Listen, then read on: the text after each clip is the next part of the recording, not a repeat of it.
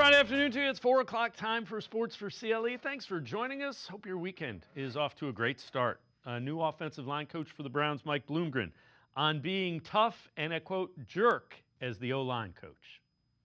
What I really believe is you have to be genuine as a football coach. I think these guys have to feel how much I care about this game and their development. And if that comes across in that manner, it's because I'm passionate about it and I love this game.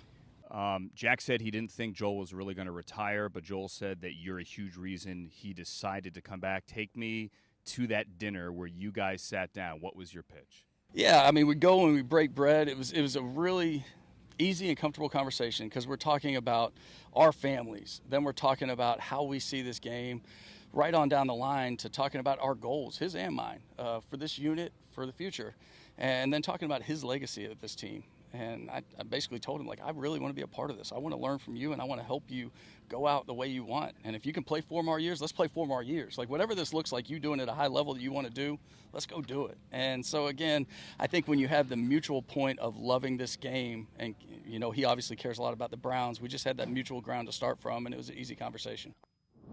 All of the veteran offensive linemen seem to like Mike Bloomgren, who, again, a disciple of Bill Callahan. Former offensive lineman Ross Tucker, his thoughts about Shadeur Sanders and the speeding tickets. It's a conscious decision to go over 100.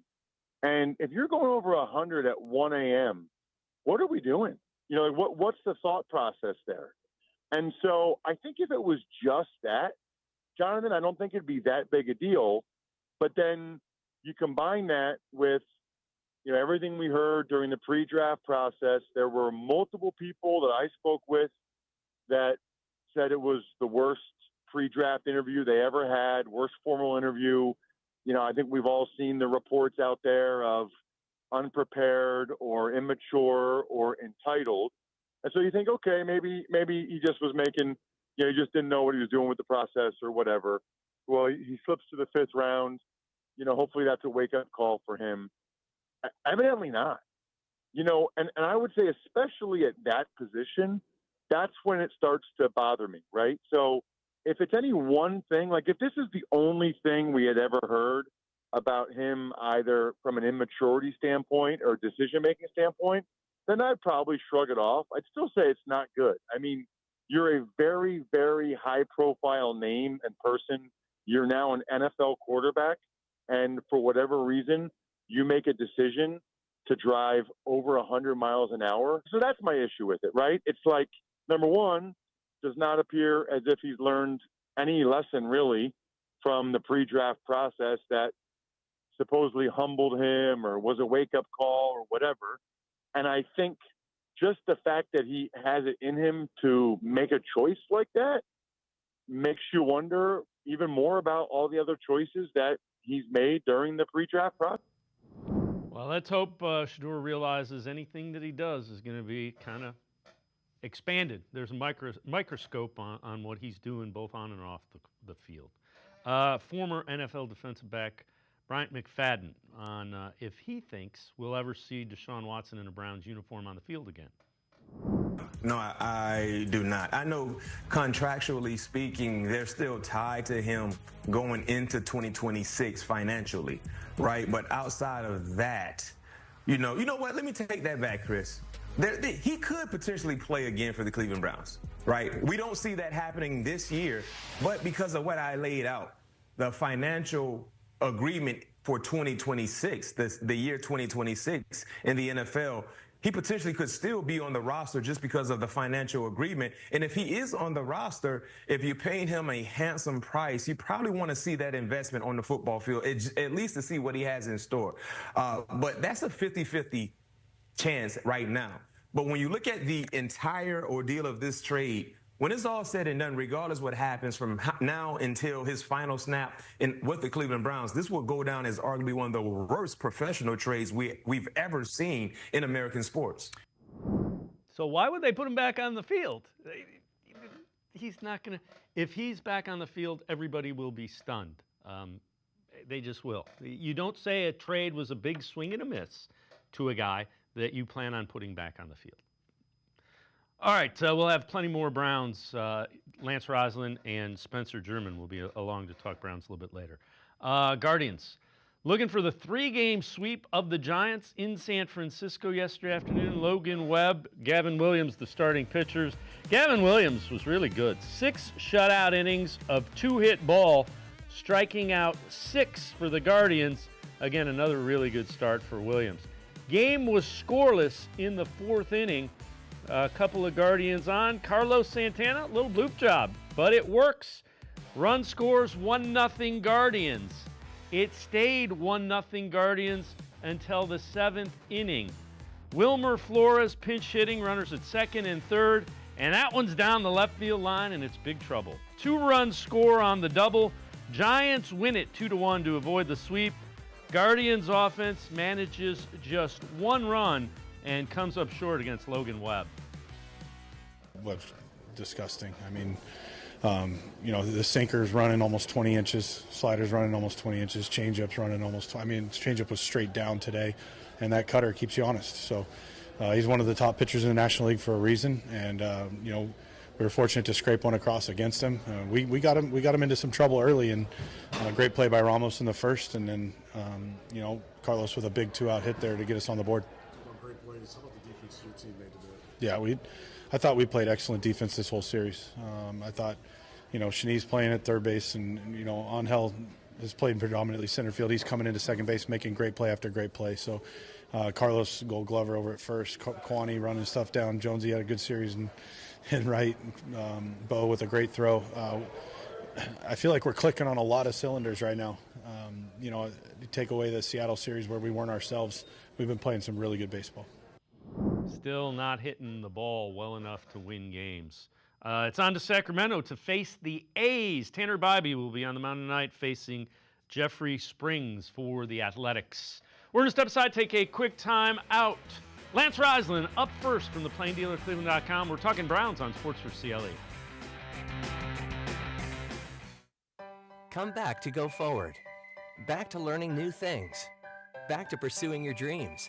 Tri-C has flexible learning options to fit your life. And every year, more than 1,000 local companies provide Tri-C students with real-world learning.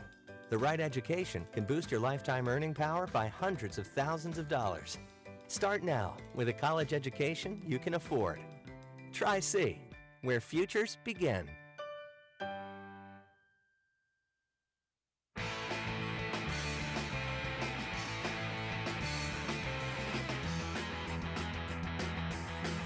Browns are up first on Sports4CLE. Let's head to the voicemail of Truth and Reason.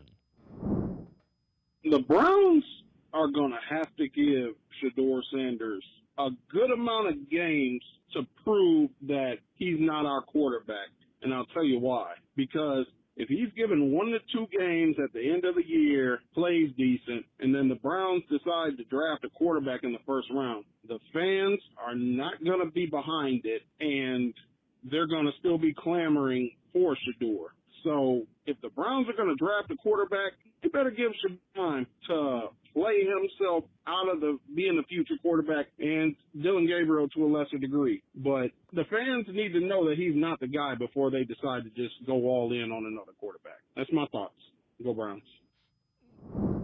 As always, appreciate all of the voicemails. Let's welcome in Lance Rislin from the Plain Dealer, cleveland.com. Lance, any rookie, especially a rookie quarterback, it's his job to show you he is the quarterback. It's not your job to give him the opportunity. And to be honest with you, a 3rd-round pick and a 5th-round pick, the Browns are going into the draft. Right now, they're planning on taking a quarterback with their first pick, unless one of these guys shows them, I'm the guy. And it's got to be, remember, it's got to be a top 10 kind of guy, because Baker Mayfield in the 18 to 20 range wasn't good enough. Well, I will say this. It's very interesting with these two quarterbacks, being a 3rd and a 5th round pick. The thing that I like about being down at practice every day is that you kind of get to see what Kevin Stefanski's plan is. And I think it's a great plan, and I think the fans got to understand. He's getting all 4 of these guys. That's why Flacco didn't take a lot of reps. He's getting all 4 of these guys where they need to be when they get to live bullets, meaning the only way that Shadeur Sanders can compete, and the only way that Pickett and the only way that Gabriel compete is if they know the offense. If they don't know the offense, they're not going to be successful. So regardless of what he does or what people see or the throws, he's done a really nice job. They all have. And Shadeur has been really, really good. He's gotten too much praise, and he's also gotten too much criticism. But as a football player, he's just got to work on his feet. There's some things he's got to work on, but he's got to make sure he understands the playbook, just like the rest of the rookies, so he can get to full speed and compete. Because if he doesn't know it, it's impossible to compete at the NFL level unless you have a complete knowledge of what you're supposed to do. So in your mind, when you look at the quarterback competition, and now they're heading into training camp, how do you think it sits 1 through 4? For me, without question, I think Flacco's number one, and the reason why is because he allows the rest of his teammates to play at a fast speed. You know, when you install an offense, you go from in the playbook, in the meeting rooms, to walkthroughs, to 3/4 stud speed, we used to call it, and then you get into live action. And then when you get into live action, you kind of have to fix what the defense does to stop that. And you have all these give and take. They do this, we do this, they do this, and that comes with repetition.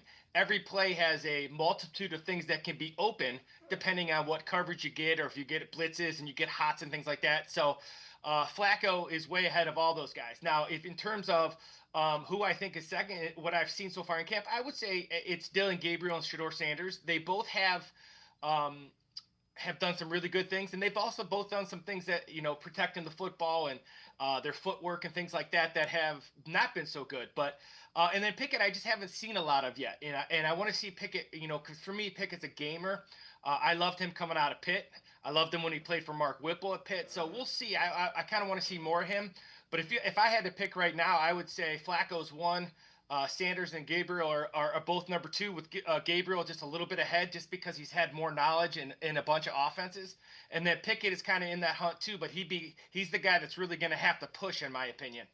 So how far back do you think? I mean, is there any way that Kenny Pickett catches him during training camp, I guess, is what I'm getting at, given the fact that Pickett has started, he was a starter for 2 years.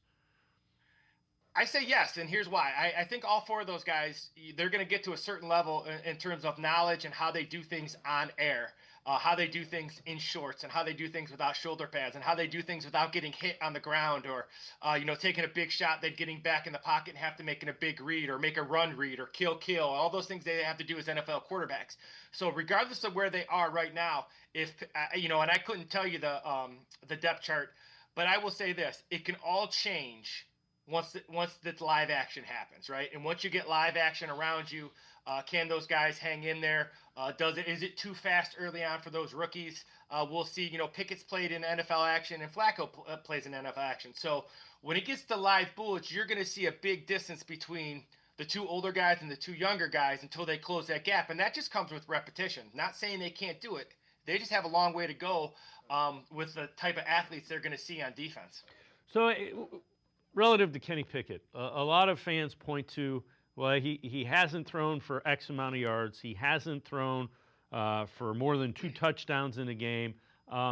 You look at his career numbers as a quarterback, 10 and 15. You can say, that wins aren't a quarterback stat. Okay, fine. The one thing that is a quarterback stat, of those 15 wins, he has 6 fourth quarter come from behind wins. As a coach, do you pay attention to that? Oh, absolutely. And there's that the stat of a quarterback's wins not being important.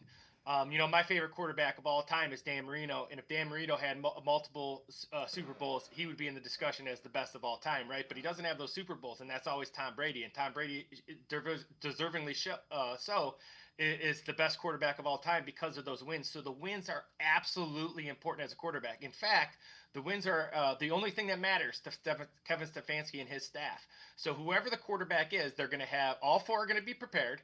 All 4 are going to have the best shot to win the spot during camp.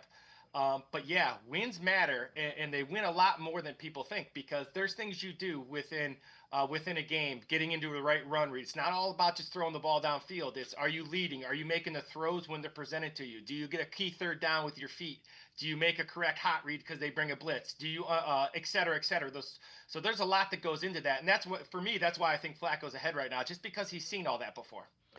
So What are your what was your big takeaway from camp when you looked at everything that was going on? Are you optimistic about where they are?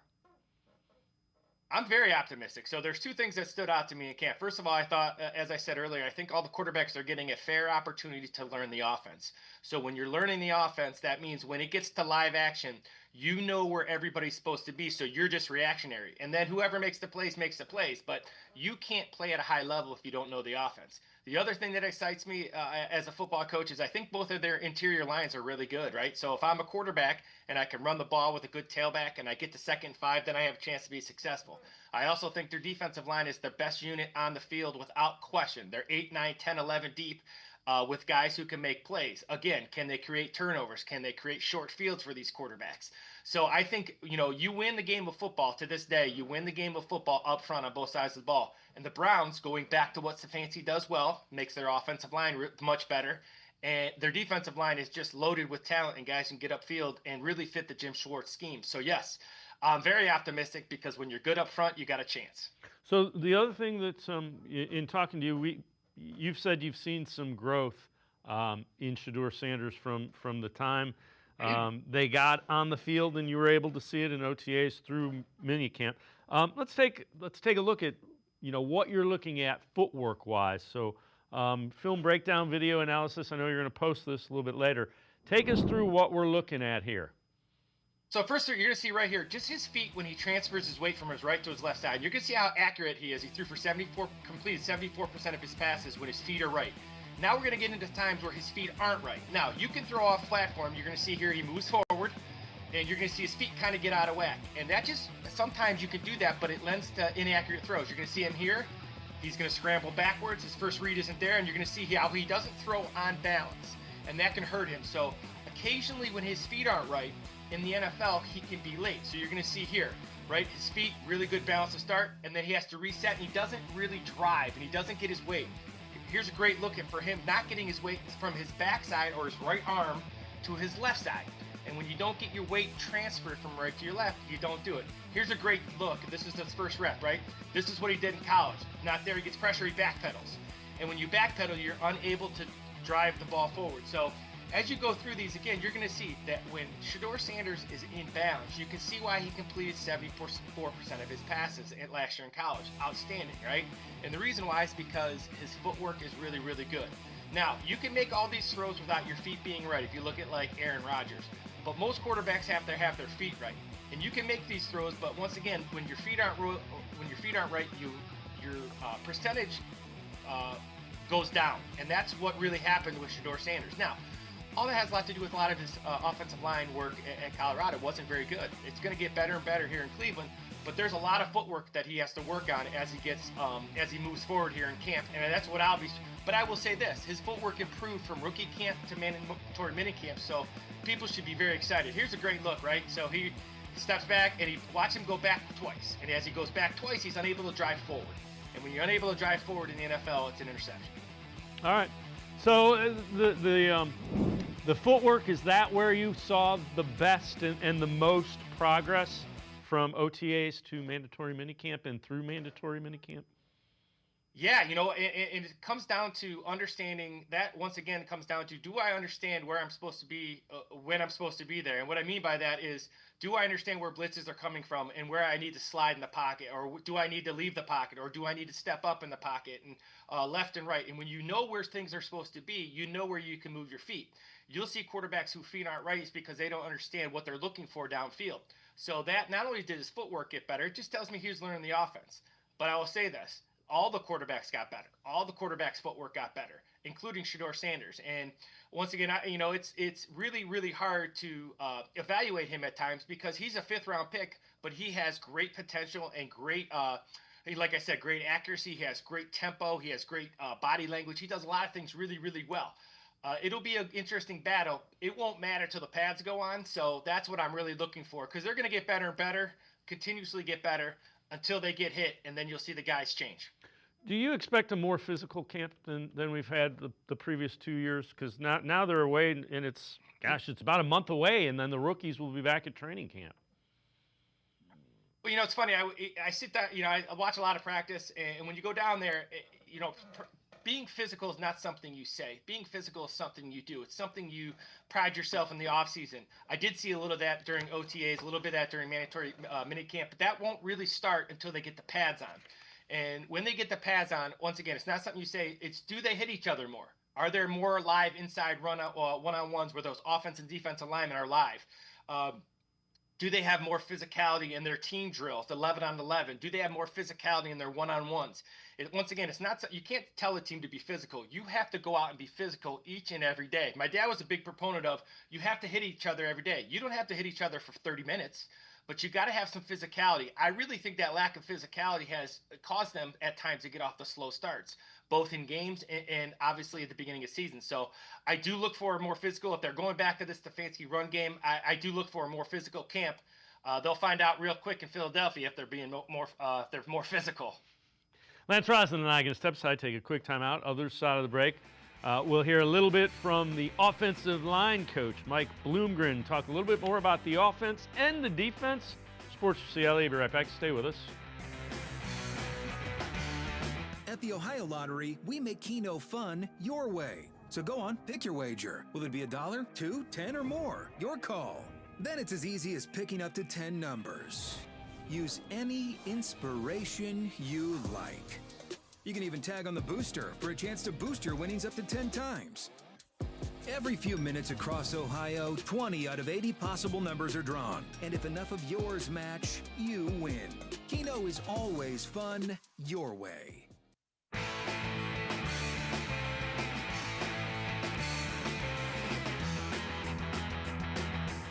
We continue talking Browns with Lance Roslin from the Plain Dealer, cleveland.com. New offensive line coach Mike Bloomgren asked how you get physical in the run game. What I would tell you is that, there's still things we can do in individual. While it's hard to do in a team format, we can do a lot of tough things. And we get in phase 3, we get to push sleds. In minicamp, we get to push sleds. That's a lot of fun. And we did a drill today where we talk about max Q, which is a NASA term where an aircraft taking off takes the maximum pressure and overcomes it. And that's really what happens for every offensive lineman on every drive block. And so we've got to continue to work that and make them understand the strain that it takes to, through, and beyond that block. Okay, explain that. Explain how max Q. Max Q. Okay, explain how that applies. Because to third down, let's say. Well, to third down, maybe not as much. But as we're talking about, anytime we're in a one-on-one drive block situation where we're going to have the stalemate and we've got to overcome it for the Browns to win. Fair. And Lance, again, that's a guy that wants to be physical in the run game. And the offensive lineman, that was kind of what they wanted to hear. Well, it's more about, I'll use a double team example, again, from when I was coaching that I always talked about with my offensive line coach. When you get a double team in the NFL, most of those double teams are automatically coming off to a linebacker. And whoever comes off that double team depends on where the linebacker is going to be, right? So you get the guard and the tackle, they get a deuce double team. And it gets really kind of complex on 2 hands and 2 feet. And there's a bunch of terminology we use as coaches that's oftentimes silly. But what it really the physicality comes down to, the first thing you got to do in a double team is really knock the crap out of that guy who's on the line of scrimmage, right? You got to push that 3 technique, vertically displace him backwards. And that's something that you have to do in practice. And those are things you can't just say. You have to tell that defensive lineman, we're going to double team you and we're going to move you. And I want you to try not to get moved. And that's where you get some of that chippiness in practice because they're getting after each other. And once again, for me, most injuries happen when guys go to the ground. These offensive line can be physical with each other consistently. That idea of, the scheme will tell me more. Are they back to the weak side zone, the gap, the power, the pin and pull? If they're back to those things, you're going to see some physicality from these guys. I look forward. That's where I'll be practice 1. I'll be down watching those offensive linemen right as practice starts. The veteran offensive linemen seem to really like this guy. It is stark, and it tells you how things kind of got off the rails last year with it. Well, and here's the thing, too, as a Kevin Stefanski, because once again, as a head coach, it all comes down to you. No matter what happens, that's why I say, do you want to try other quarterbacks? Do you want to do everything? Kevin Stefanski's got to win. He knows that. All coaches at all levels, the only thing that matters is winning, not development. That all happens in the offseason. Your job is to win football games. So when I look at that offensive line, it's what he can fix. Kevin Stefanski is a zone guy, a wide zone guy, weak side zone. He loves power. He loves pulling those guards. He loves counter. Batonio, Teller, if you think about those guys getting out in front, he likes the pin and pull where you're going to get to the edge, and Njoku and those guys are going to block down on the edge. And that's all physicality, and those are gap schemes and double teams on the zone. And that's what he, not only does he know, but that's what he can fix. And that's what Bloomgren gives him. Bloomgren goes back to Callahan and all that physicality. So last year, where I didn't see that physicality that I always saw with Callahan, I really look forward to seeing this year with Bloomgren, and I think you're going to see that. So at his celebrity softball event yesterday, David Njoku was asked about the changes to the offense this season. You got to see, how it plays out. What I mean? Like I said, first and foremost, the work must be done. So once we go from there, we'll see how it goes. Not only do you have Joe back, but you're going back to that offensive style that worked for you a couple of years ago. So how much is that going to help you guys get back on track? It's all very exciting, for sure. And, like I said, words are words. We got to put in the work and get after it. I don't think we've talked to you since Tommy got promoted to coordinator. You were in the room with him all last year. So what do you think about that? What do you think he brings to his new job? Tommy's a great guy, and he's very, very, very smart. You know what I mean? So he's putting us in the right places for us to be successful. That's all you can really ask for a coach. It's kind of interesting. He realizes you got to go out and do it on the field. Well, there's a couple of things that you hear from Njoku there. Once again, I think they're all challenging themselves. They got to get better. I think they know that, and I think they understand where they were last year in terms of physicality and not knowing what they were doing offensively. And there's nothing worse. I will tell you that I have not. I've been in those years where you can't get anything going, and you're trying to figure out what you're doing on offense, and you just can't do it. And that's where the Browns were last year. Now with Njoku, not only is he excited that Reese is his quarterback, they went out and got Harold Fannin, and that's really going to help him with some matchups too. If they can get that second receiver and possibly 2.5 to another receiver, or at least a half a receiver, now you're talking where they can find matchups. Now the reason Njoku was so successful in the old Stefanski is because Flacco got him the ball early. And when you get the ball early to Njoku, he can run after catch. So if you think about checkdowns, if you think about under routes, arrow routes, all those routes that tight ends run, he got it to him early. And if you get the ball to Njoku early, he's really good when he runs with it after catch. So you mentioned Harold Fannin. What are your thoughts about this rookie class? I mean, they obviously Andrew Berry needs them to be really good. What have you thought about him in this offseason work? Well, all the focus has been on the quarterbacks, but they have really done a great job. I think Junkins will be the most impactful guy early on, just because he's going to get the offensive second five a bunch. I think Sampson's a good 1A with him. I really like Schlesinger. They're, once again, as guys who watch a lot of football, I was not right on Schlesinger because I did not realize how thick he was. He's a tackling machine. He led the Big Four last year, Power Four in tackling, and you can see it on the film. I really like, I think Mason Graham, as you and I have talked about, Mason Graham was the #1 guy on my board, and I think he anchors that guy, and he'll be a boring all-pro for 5 to 10 years, right? So I really like this rookie class. I think they did a great job. I still think they should have went out and got a receiver. I still think they have some question marks at safety. Obviously, they have expectations for Sted Tillman at receiver and Hickman at safety, maybe Kazee. Maybe, Edward, we'll see what happens, but I like their draft. These guys are all production guys over potential. Now, they all have great athleticism, but these guys have produced at a really high level, more than even their potential. How many of you think actually make an impact in this rookie season of theirs? Well, if you look at those first, I think Graham absolutely will be a starter. He'll anchor in there. He won't move there for a long time. I think Junkins will be an impact guy, especially on first down. I think Sampson gives them a break, gives them breaks. Schlesinger, I see as a starter with Hicks, with a great rotation with Baker and Diabate and, Bush. Some of the other guys, we'll see what happens. Obviously, the quarterbacks are both going to get a look, and we'll see what happens with both of those guys. And those guys have been great leaders and have had great energy and great body language too. So I will say this. Those guys are going to have an impact if the Browns expect to be successful this season. They're going to have some guys that step up and make plays, because right now there's a lot of question marks because rookies aren't usually the answer. So these guys are going to have to produce. If you had to ask me who's going to be the most productive early, it's going to be Graham and Junkins. Do you think this? Everybody's talking 4, 5, 6 win season. I know there's a lot of question marks. You know, the quarterback question is the reason that win total is where it is. There just seems to be too much talent for this to be, to me, for this to be a 5-win football team. Well, I've had a lot of debate about this, and I take my dad's route on this. And we never went into a game. I didn't care who we played, how much better they were than us. We always believed we can win. And what that does is that's where culture comes in, right? Your ability to practice every day to win. You're not practicing to develop guys. You're not practicing. Those things happen before the season starts. Those things happen in camp. Right now, I see the Browns, the reason I think they can be successful is because I think, as I said earlier, their trenches are really good. Their offensive line's really good, going back to what they do, and their defensive line is elite. In fact, I think their defensive line has a chance to be top 5, top 3 in the league because of the depth they have on that defensive line and what Mason Graham and Malik Collins, who is just so impressive to me down at camp. So when your trenches are good, they're going to be in a lot of games. Now you got to have guys make plays as that tells you, because their lines are good, though, they're not overly skilled, right? So that means a lot of games are going to be close, and they're going to have to squeak those out, which I think they can because that defense will be really good. So I tend to be on the side of my dad. I think they can win a lot of games. It doesn't shock me if they win 7, 8, 9 games just because those fronts are really, really good.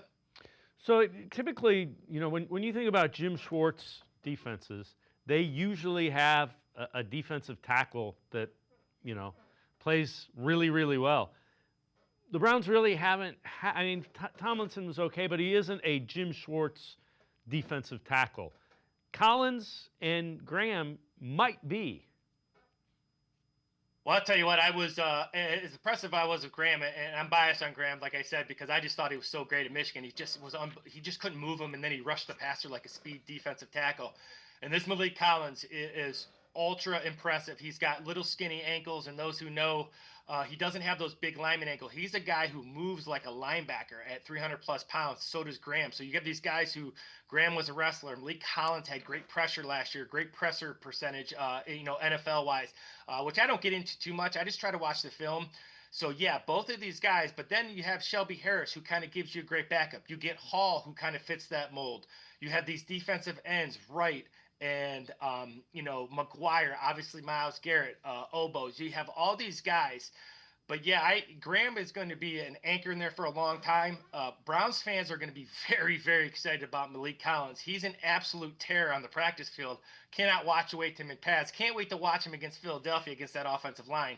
I think the Browns are going to be just fine because of that defensive line, and they're going to have to be. They're going to have to create short fields for that offense.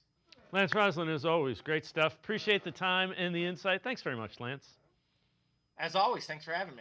Lance Roslin, always great stuff with the film breakdown, video analysis. Make sure you check him out, cleveland.com and The Plain Dealer. We're going to step aside, take a quick time out. We continue talking Browns. Spencer German straight ahead on Sports4CLE. Stay with us. Come back to go forward. Back to learning new things. Back to pursuing your dreams. Tri-C has flexible learning options to fit your life. And every year, more than 1,000 local companies provide Tri-C students with real-world learning. The right education can boost your lifetime earning power by hundreds of thousands of dollars. Start now with a college education you can afford. Tri-C, where futures begin.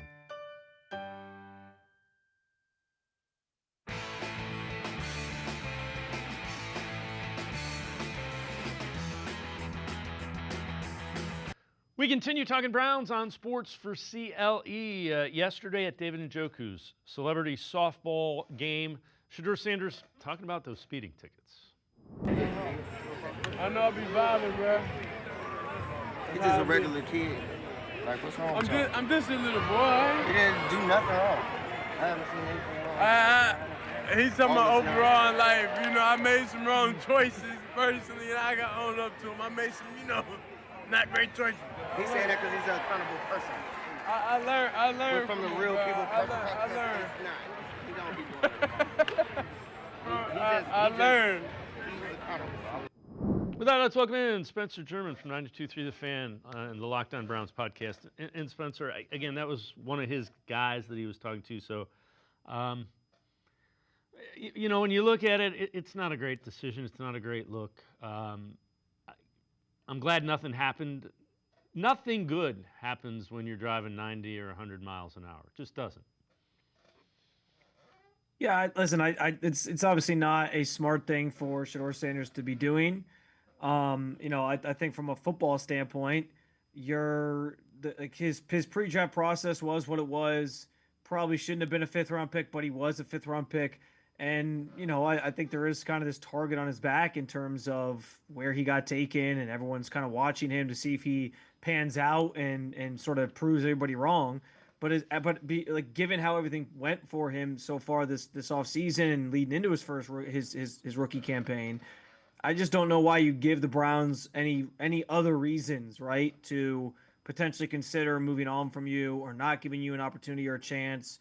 And that's probably the most concerning thing about it from my standpoint. I don't think ultimately that this has to define him. I don't think that this has to be a major deal. Not that it's not a serious thing. Like, yeah, when you get a speeding ticket for going as fast as he was going, it's something to be taken seriously. And frankly, like, you get 2 in the matter of a couple days here, like 10-day span here.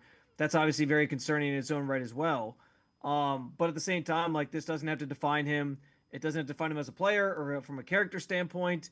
And I would hope that, as he alluded to in his comments there, he's able to learn from it and kind of move forward. I think it is kind of surprising because something that I pointed out about Shadeur Sanders coming into the NFL was that I felt he is a more mature player just because he's used to growing up in the limelight of his father's, stardom, and he kind of understands everything that goes with that, or so I thought. And so I wouldn't think he put himself in the situation, but here we are. I also do think on some level, like, the Browns, not that they wanted this to happen, but I do think that the Browns will use this they'll milk this situation in a way where they can it's more reason why they are going to continue to slow play Shadeur getting on the field, right? Like, they can point to and say, hey, we just don't think he's mature enough yet. We think he still has some ways to go there. And so let's not rush anything with him, which I think they're trying to do anyway. But this just kind of adds more fuel to that fire as they try to keep him from having to be on the field too soon. And they sort of prioritize the 2 veteran quarterbacks as the guys that they're probably going to start, especially early in the season. So I do think there's an interesting element of it there in terms of how the Browns view him and the way that they're handling his adjustment to the NFL. But yeah, I think anybody who's like outraged by this and thinks it points to that's a red flag about him as a player, I don't know that I'm going there right now. Sure, there's been other instances of young quarterbacks coming here making the wrong choices, Johnny Manziel chief among them.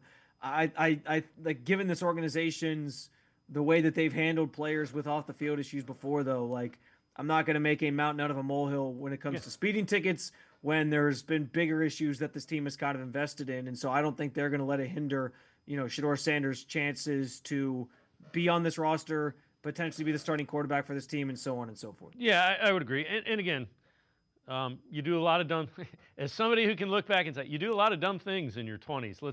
Let's hope you don't do them again. And we can go there. NFL Network's Daniel Jeremiah on who he thinks the Browns starting quarterback will be.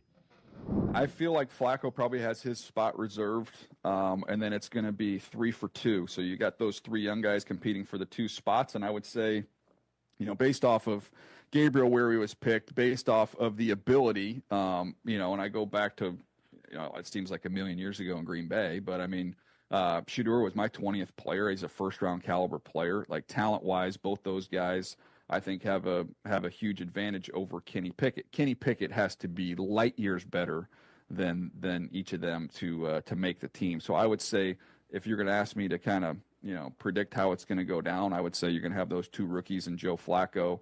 Kenny Pickett's going to have to be Superman to make the roster. And then when you look at it from that standpoint, to me, I think Joe Flacco is just in case they don't feel like they can be competent at the position, then you insert Joe. I think their week 1 starter is going to be, I think it's going to be one of those 2 rookies. I really feel that way. Really?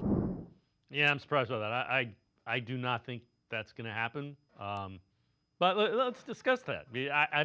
I would be stunned if it's Shadeur Sanders or Dillon Gabriel that takes the week 1 first snap. Yeah, I actually agree with a lot of what Daniel Jeremiah said there in terms of the how the quarterback room could shake out and how they're sort of treating this thing, what they're how the Browns are going about it in terms of how it could be set up by the time training camp ends. I tend to believe. I know there's people reporting that the Browns love Kenny Pickett. I know based on people I've talked to that there is an adoration for him in a sense. Like they think he's kind of their Sam Darnold, a guy that they can resurrect his career. And so there is some truth to that. But I also I keep going back to, Dave, the fact that when push comes to shove, when training camp ends, I don't know how Kevin Stefanski, if Kenny Pickett doesn't look very good during training camp, I don't know how he sells to that locker room. Hey, Joel Bitonio, you came back for another year. Yep. You could have retired, but you're back in the building. And Kenny Pickett didn't look very good, but you know what? We're going to start him anyway. Like, I just don't know how you sell that to this locker room. And I think this year, after a 3-14 season, Kevin Stefanski does have to be very careful about how he balances the locker room dynamics and how he sort of handles those things and that he doesn't lose his voice with that group. So for me, like, I think Flacco is light years ahead of all three of the other quarterbacks just because he knows the offense. He's comfortable here, all those different things. I think Pickett can maybe get there, and we've seen Pickett be a preseason darling before. But I don't know, man. Like, I have a hard time believing Kenny Pickett's going to put this team in the best position to win. That said, I don't think it's going to be one of the rookies who starts week one because, as I said with the Shadeur Sanders conversation, I think this team really wants to slow play both these rookies and not rush them on the field too soon.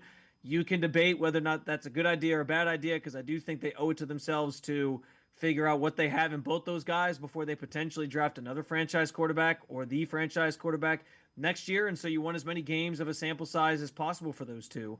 But but especially given the state of the nature of the schedule they have, first 6 to 7 games are kind of a tough stretch there. I think it's going to be one of the veterans starting, and then you get to that week 8, week 9 territory. They start to consider, hey, maybe we need to start these rookies and see what they bring to the table, what they offer as we think about the future. Because I'm going to assume that the Browns don't have a very good record after those first 6 or 7 games as well. So, the thing that I think, and I agree with you, whomever of the starting those 4 quarterbacks is the better quarterback, you have to play if you're Kevin Stefanski. Yeah. Because you didn't do that last year when you kept coming out and saying that Deshaun Watson gave us the best. Remember, he gives us the best opportunity. Yeah. If I'm a veteran in there, I'm sitting there going, "Are you watching the same thing I'm watching?" Yeah. Because this is So I think you have to literally. It has to be whomever goes out and wins it wins it. Yeah, and I think the Deshaun Watson thing, like there were certain elements of that I think veteran players could at least understand, right? They invested so much in bringing him here.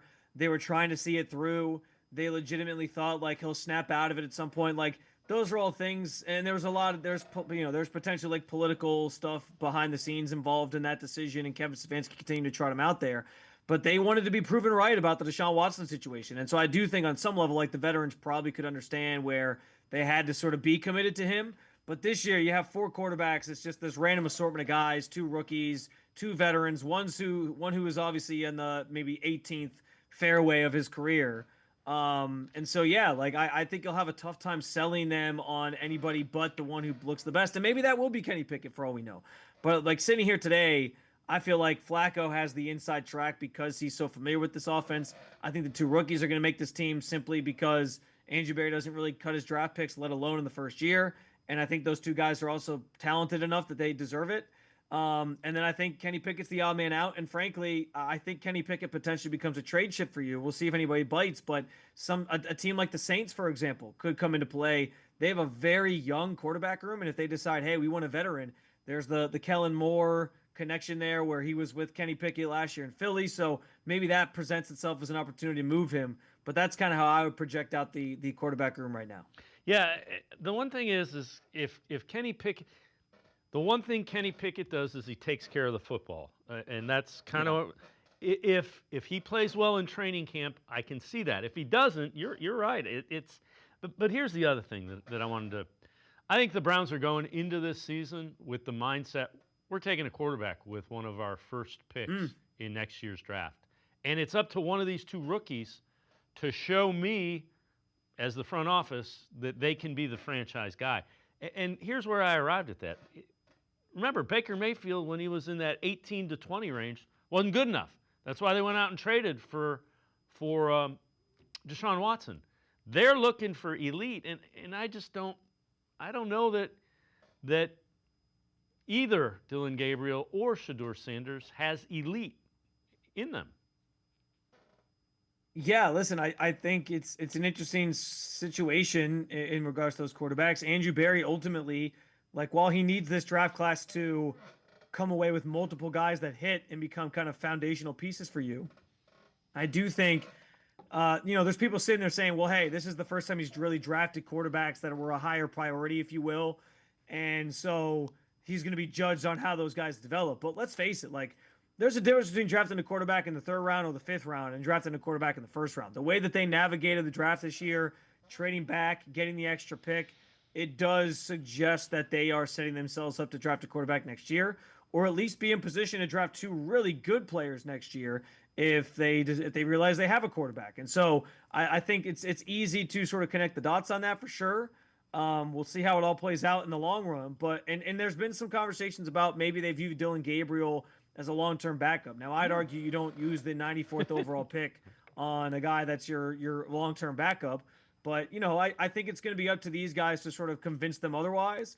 And that's why I do understand, like, if going back to Daniel Jeremiah's comments, like, it actually would make sense to start the rookies week 1 if you could just flat out say, hey, listen, or one of the rookies week 1, if you could just flat out concede, like, this season is about figuring out what we have in the quarterback position. But they don't operate in a world where they can do that. There's a lot of guys in this team that are going to be putting their bodies on the line, that want to win football games, want to compete, want to try to surprise some people in terms of the projections. So they can't do it that way. But it would probably benefit them better to see these quarterbacks in a larger sample size so they know for sure we either do or we don't have something here, and then they'll have a better picture of what they're doing at the quarterback position. But I agree with you. I think this is set up to, they'll be in position to draft a quarterback next year, whether that's they're bad enough that they're in the first couple picks and they take one, or they can package those 2 first-rounders together to move up and get the guy that they really want. The other thing, they're going to have an idea of what these guys are. If they're in your building day in and day out, and they aren't, if they don't play them, that means they haven't earned the right to play. And that tells you all you need to know as well. True, but I will say this, Dave, in regards to that, because I felt like there was 3 years worth of this team trying to sort of sell everybody on DTR, had more than people could more than people knew. And I think this year we kind of had a better sense of, like, yeah, I just don't think this guy is very good. But they put him out there and gave him a shot, and it was as bad as we expected. So I think by year 3, they kind of knew. But those first 2 years, I think there was a lot of, like, working themselves into a pretzel of, hey, maybe DTR can be something. So, yeah, but I understand what you're saying for sure. Yeah. Spencer German and I are going to step aside, take a quick time out. Other side of the break, we'll continue talking Browns. We'll talk a little bit about Andrew Berry, Kevin Stefanski, Sports4CLE. Be right back. Stay with us.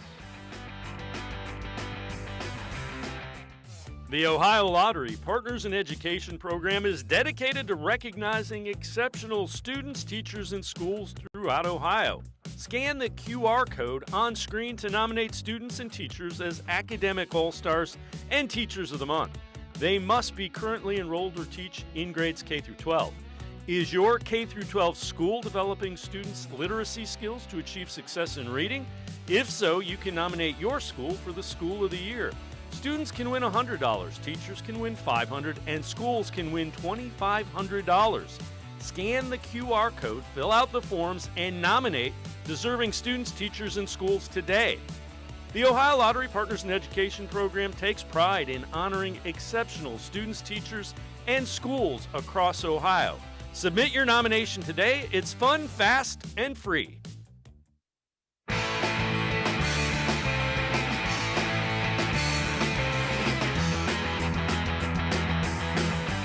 We continue talking Browns with Spencer German from 92.3 The Fan and the Locked On Browns podcast. So, Spencer, earlier in the season, we heard Jimmy Haslam say that basically Kevin Stefanski and Andrew Berry were safe. I think they're bright. I think they're the right guys. How safe do you think they actually are? It's interesting you bring this up because I actually was kind of working on a take this morning on 92.3 The Fan, and in relation to just the job security of both those guys. Because you're right, they are linked to each other. They signed the extensions last year that kept them tied to each other for the next 5 years into the future. And as you said, Jimmy Haslam seemed to make it sound like they're going to give them some grace, give them some time to figure this thing out. In the post Deshaun Watson Browns and sort of this rebuild that they're in. So patience kind of seems to be the virtue here. So ultimately, I think like they probably are tied to each other, and they're entering this season with the understanding that like, hey, unless it's a complete disaster, you guys will probably be back in 2026 with a chance to see what you can do with maybe your franchise quarterback in tow, right? But what I think is interesting is this time last year, I would have probably said Kevin Stefanski's seat is a little cooler than Andrew Berry's seat in terms, especially after the playoff run and all that. Because listen, we always tout how many draft picks Andrew Berry's actually hit on, and the only resounding hit is Jeremiah Owusu-Koramoah, who may never play football again, which isn't his fault. And then he has a couple guys that have, I think panned out at least. Like I think Greg Newsome's panned out. Granted, he's not going to get to a second contract. The only other guy who's gotten to a second contract is Grant Delpit. So, like, there's a lot of questions. There's been a lot of questions. There continues to be a lot of questions about his ability to draft talent and find talent and then draft it for coming out of college and identify those guys. And so I think last year, like, that was kind of at the forefront of our minds of, like, how has he supplemented this roster? Has he done good enough? And it was part of the reason why at the end of this past season, people were sort of calling for his job largely, even maybe more so than Stefanski.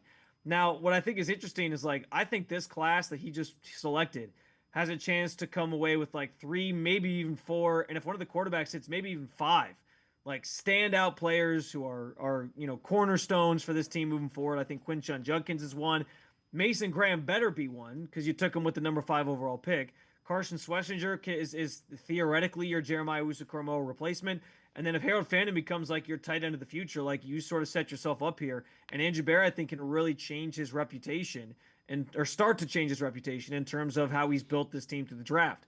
And so that's where to go back to the main subject here, that's where I think the topic of their job security comes into play. Because if the Browns have a bad year and they win like 4 or 5 games, and there's maybe Kevin Stefanski's losing the locker room a little bit, but the players that Andrew Berry drafted this year are standout players. If Quinshon Judkins has like a Pro Bowl season, if Mason Graham is as advertised, and you feel like there's some real foundational pieces now here, all of a sudden I think the pressure sort of shifts more to Stefanski, where it's like, well, is he the right guy for the job to get to use the talent that Andrew Berry's now given him to take this roster to the next level and get it back to a place where they can compete for the playoffs. So I think there is kind of this sense that I feel where the pressure's maybe more so on Kevin Stefanski now. Not that the pressure's off Andrew Berry, because these guys still do have to pan out, but I'm kind of operating under the assumption that several of them will, and I think that sort of keeps him in a comfortable spot, even if the team stinks.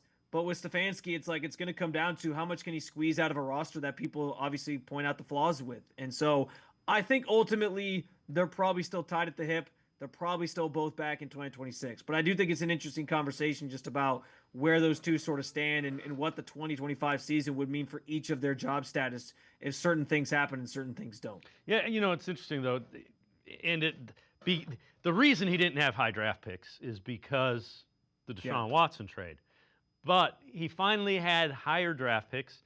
He finally drafted, he drafted a linebacker. He drafted a couple of running backs. He was drafting, cornerbacks and safeties.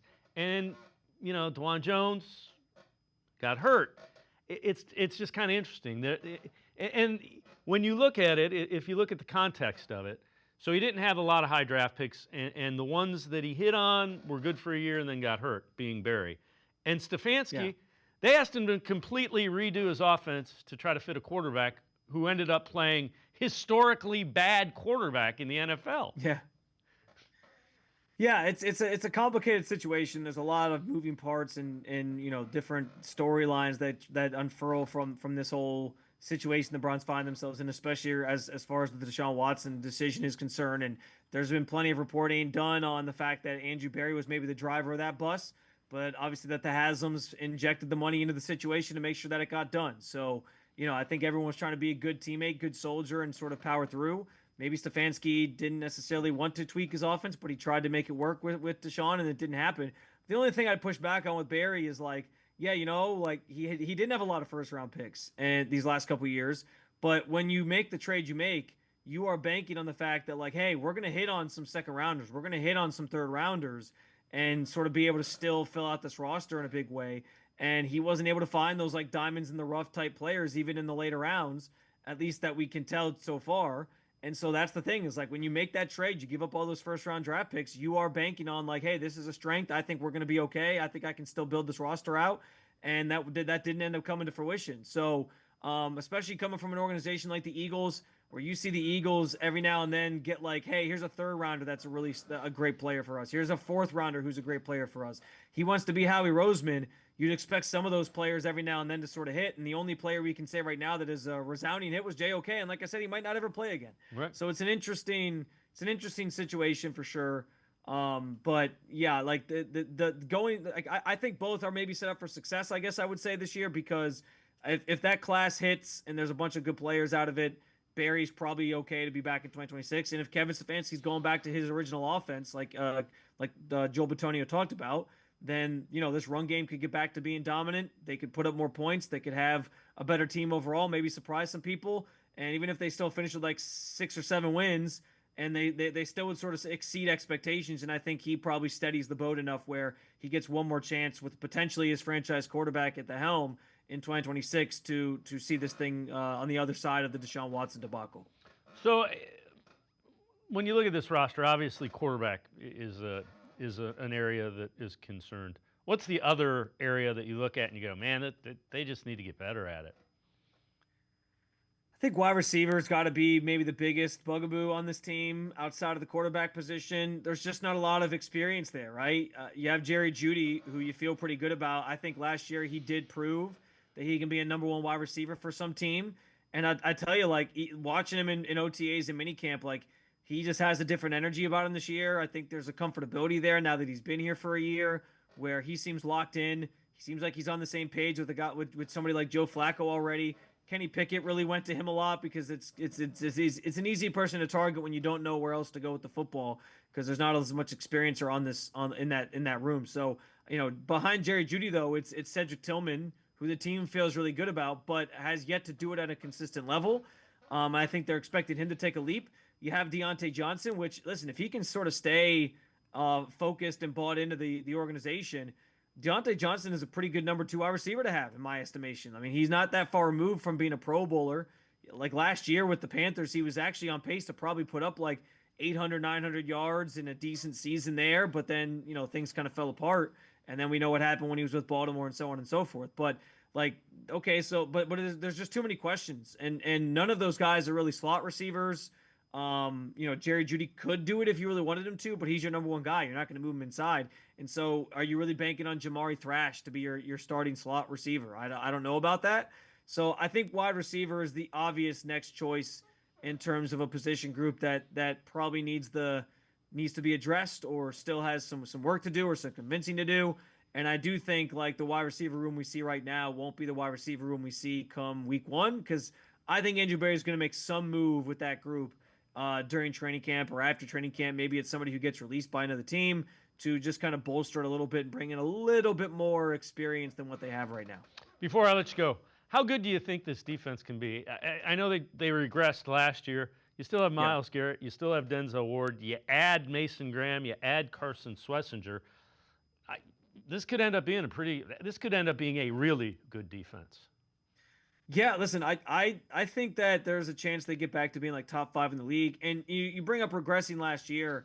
I think that's relative because part of the reason they regressed last year was the offense was so bad that they didn't really stand a chance. Like they were given a lot of short fields to defend. They were on the field for like 70, 80 plays a game because the offense could not sustain drives and score touchdowns or put points on the board to give them a breather or give them a chance to even like keep them in the game. And even when they did keep them in the game, there was a number of times, I actually want to go back and look this up before training camp. There was a number of games I can remember where going into like the third quarter, somehow miraculously the Browns were like still within a score of their opponent. And it was because the defense was holding on for dear life to keep them in the game, and the offense just couldn't do anything because they were historically bad on that side of the football. Which is why I've been saying, like, if you can just get back to run the football effectively, having effective or average quarterback play, competent quarterback play, then I think this team can. I think you could accidentally win 6 or 7 games this year and improve upon your win total at the very least from last year. So I think there's a really good chance this defense is going to get back to being dominant. I think that starts up front. I think the front four of Garrett, Mason Graham, I'm assuming Malik Collins, because I think Mike Hall is going to be more of like that next man up in the interior. And then I've sort of projected out, I think Alex Wright is going to be the first man up at the opposite defensive end spot. But they have a number of guys, a couple of different guys they can rotate there. Like, I think that group's going to be really, really good. I'm excited to see what they can do and the havoc that they can wreak against other opponents. And when you have a defensive line that can get after the quarterback, that really sets the tone for everybody else on the other levels, where it's easy for linebackers to kind of see what's happening in front of them. Corners don't have to defend quite as long, and when you're playing man coverage, that's a huge boost. So yeah, I think this defense has a really good chance to return to form in 2025. And it's one of the groups. It is the side of the ball that I am super interested in, just kind of seeing like what it looks like when they are accompanied by an offense that hopefully is just a little bit better than last year, and I think you could see some success for this Browns team this year. Spencer German, as always, great stuff. Appreciate the time and the insight. Thanks very much, Spencer. Always a pleasure. You guys have a good weekend. Spencer German, make sure you check him out. 92.3 The Fan. He also is the host of the Locked On Browns podcast. That's going to do it for this edition of Sports for CLE. Have a great weekend, everybody. We will see you back here Monday at 4 o'clock on Sports for CLE.